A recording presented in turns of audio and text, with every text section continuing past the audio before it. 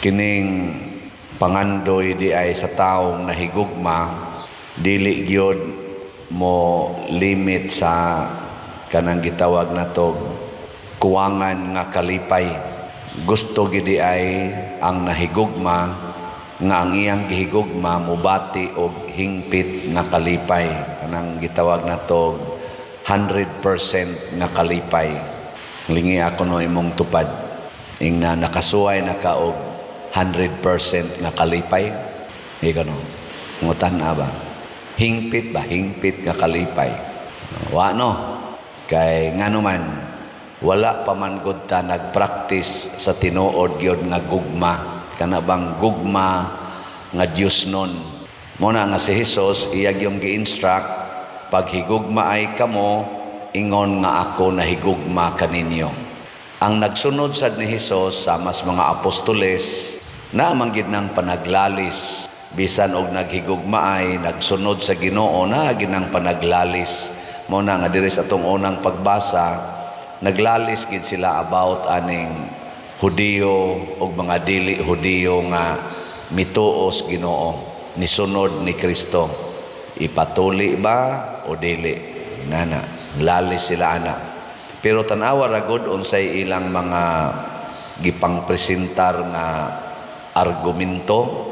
Ang una niingon gyud si Simon Pedro or si San Pedro, mao man ni ang ilang murag unang leader. Niingon siya diri nga pag sugod niyang hisgot nga gisugo siya sa Ginoo pagwali ngadto sa mga dili Hudiyo. Niingon dayon siya diri busa nganong palaguton man gayod ninyo ang Dios pinaagi sa pagpapasan sa mga magtutuo ug mga palasunon ngang atong mga katigulangan o kita mismo wala makahimo pagpasan. Sa to pa ang unag yung hunahunaon di ay sa nahigugma nga kanang gugmang Dios nun dili tagaan og burden ang iyang gihigugma. Kinsa dinhing asawaha nga maningkamot gyud kanunay nga ang iyang bana dili gyud mabugatan sa iyang kinaiya. Taas ang kamot. Wa gyud gahuna-huna. Di na lang ko mangutanas mga bana kay otro sad nga. Otro. Kinsa ninyo dinhi ang maningkamot gyud nga dili mabugatan ang inyong parish priest. Taas ang kamot. Sige na. Taas wa gyud ay mao deng ana ipipila. Mao deng minus kay namalit og slat. Ang ato manggugma kasagaran human love. Ug unsa may human love kinahanglan nga malipay ko ana gyud. Nya moingon ganita dili oy sagdilag magantos ka basta malipay imong bana, malipay imong asawa, malipay imong anak, bahala nagmagantos ka sa ngiga gud kansin ako no. Kusog kay ta ana. Usa man ko diri. Naagusag ko'y kaugalingong pangandoy, naagusag ko'y katungod nga malipay. Kusog kay ta mo claim sa atong mga rights, kanang human rights, personal rights. To the point nga di na ta usahay maghuna-huna sa katungod sa uban nga malipay. Kitang tanan na tay katungod nga malipay. Hastang Ginoo na ay katungod nga malipay. Ang pangutana kinsa may muhatag nato sa atong katungod nga malipay ta. Kinsa may muhatag ana? Ha? Sige. Kung aritas pamaagis Ginoo, ang iyang gusto nga ihatag ang katungod sa imong isig katawo nga malipay siya, hatagi siya ng maong katungod, pasabot lipaya siya. Ikaw niya ang ako, Lord. Ingon din Ginoo, ako na'y mulipay nimo. Ana. So ayaw pangayog kalipay gikan anang tao o gikan anang imong isig katao. Hatagi lang siya sa iyang kalipay. Nya don't worry kay ang mulipay nato mauna ang Ginoo. Mauna nga sila si kanang San Pablo, Pedro, Santiago, sa dili na nato sila lisod-lisoron.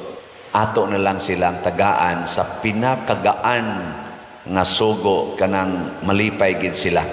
Nya sila dayon ang mga apostoles malipay mo nang ingon si Jesus diri sa atong ebanghelyo, kung tumanon ninyo ang akong mga sugo, magpabilin kamo sa akong gugma, ingon nga ako nagtuman sa mga sugo sa akong amahan ug nagpabilin sa iyang gugma. Kana bitang nakasuway na mo nga kana bitang kanunay kang higugmaon. Nakasuway na mo anak kanang gikan gid sa buntag hangtod sunod buntag feel gid nimo gihigugma ka. Kasuway na mo anak. Huy to bagoy. Kasagaran nato nakasuway ana pero wala patay buot. Kana bitang bata 24/7 gid na nga higugmaon labi na nang bag-ong na tao. 24/7 gid na nga higugmaon sa ginikanan. Unsaon la paghigugma? Ala, kuguson, isayaw-sayaw, niya mo tig-ik lagamay, ala, atiman no nasad, 24/7, bisag kaadlawon, mo hilak o gamay, tuan nasad, giatiman, mo bangon gyud ang inahan, mo bangon ang amahan, nga naghigugmas bata, kay atimanon gyud, kung mangihi, ana, unsa pa diha, ala, hugasan gidayon, limpyuhan gidayon, kabantay mo, ana? Uy, niya, ganahan mo mahimong gamayng bata. Ganahan mo. Lingay mong tupad. Ing na gusto pa ka nga kugos-kugoson. Ing na kano. Ing na ba? Ing na gusto ka nga kugos-kugoson. Oh, nindot kay na. Kanang na mo hapuhap ni mo. Niya maghila ka. Naadayon mo am-am ni mo. Kanindota paminahon. Pero inighilak-hilak ni mo. Kaya nakasakab. Ingno ka mirisi. Muna'y dapat nimong buanga ka, matinumanon, kay kas gusto. Ana, na may kayong ihikog. Goy mo, ito na naghikog na sa diya. Batanon, na nasa naghikog in taon din sa atong parokya. Nga naman, kanang maghikog, wala na siya ni feel, wala na siya ni bati, na siya gihigugma. Gibiyaan na siya tanan.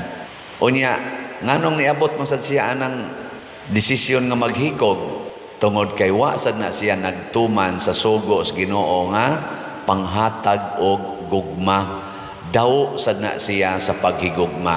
Gasigi na siya paningkamot nga higugmaon siya. Nya kay na-feel naman niya nga wa na nahigugma niya may pagmaghikog.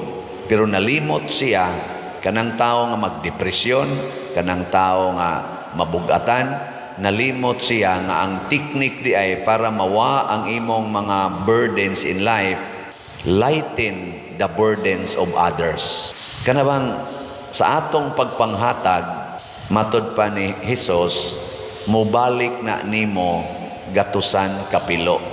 Di ba niingon siya na? Kung unsay imong gihatag sa imong isig katawo nga wa ka mangayog bayad, mubalik na nimo gatusan kapilo.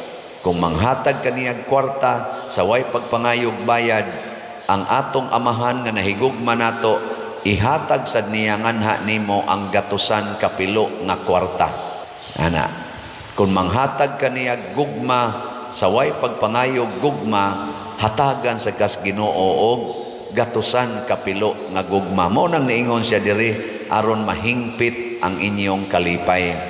Na imagine lang, lingi ay mong tupad kilid og luyo. Lingia ba? Lingia.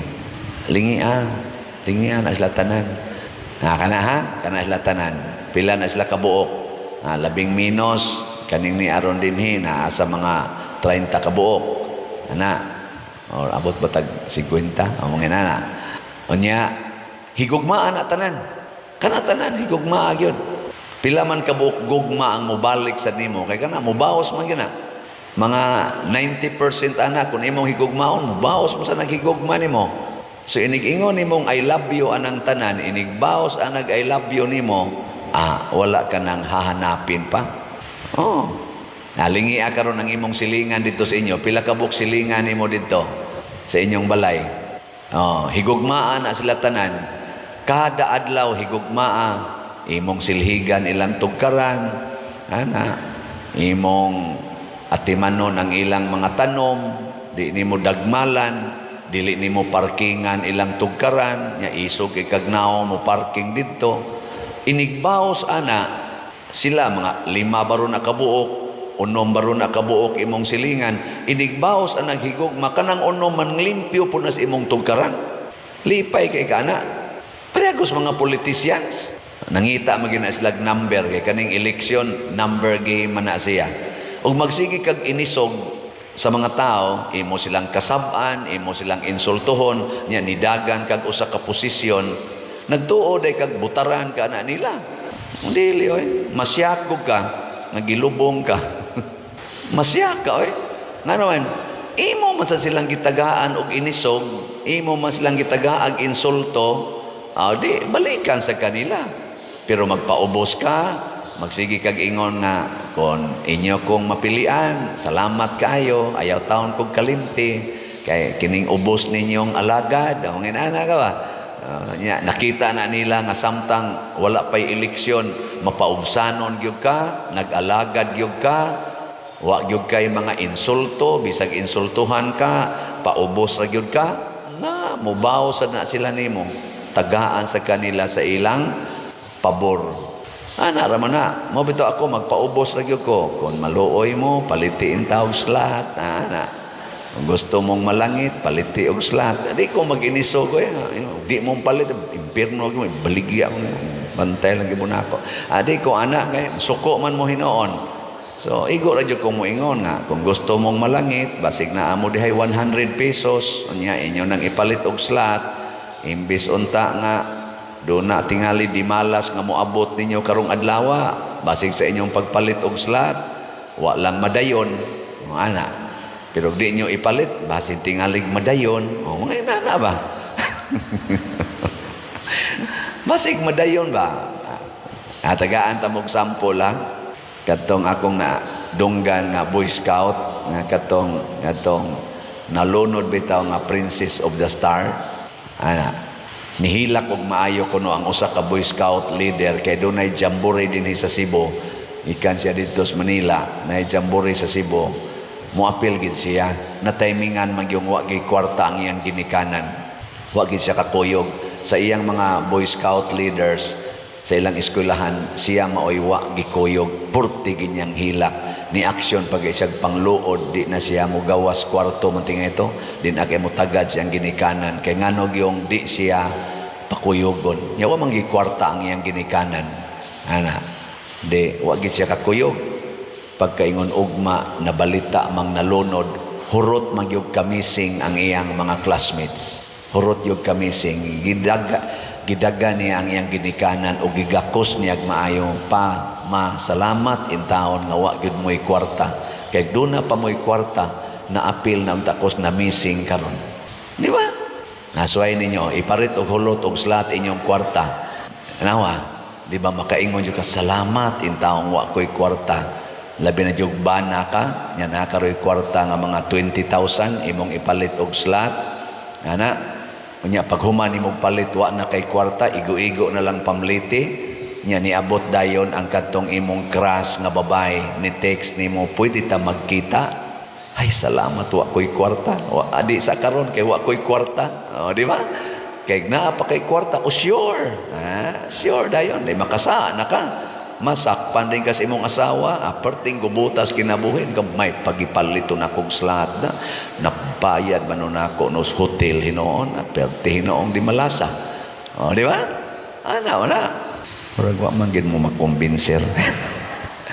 Mao na sa atong salmo niingon diri, isangyaw ang iyang katingalahang mga buhat ngadto sa tanang mga nasod. Ang katingalahang buhat sa Ginoo mao kini mga igsoon. The more nga atong lipayon ang atong isig katawo, labi na gyud ang simbahan, the more sad nga dunatay moabot nga mga kalipay. The more nga magdinaw ta kay lipayon gid nato atong kaugalingon, mag-anam Ginoo og kawagtang ang atong kalipay. Ingon ana kakatingalahan, kamisteryos ang pamaagis Ginoo. Make others happy in the name of the Lord, and the Lord will make you perfectly happy.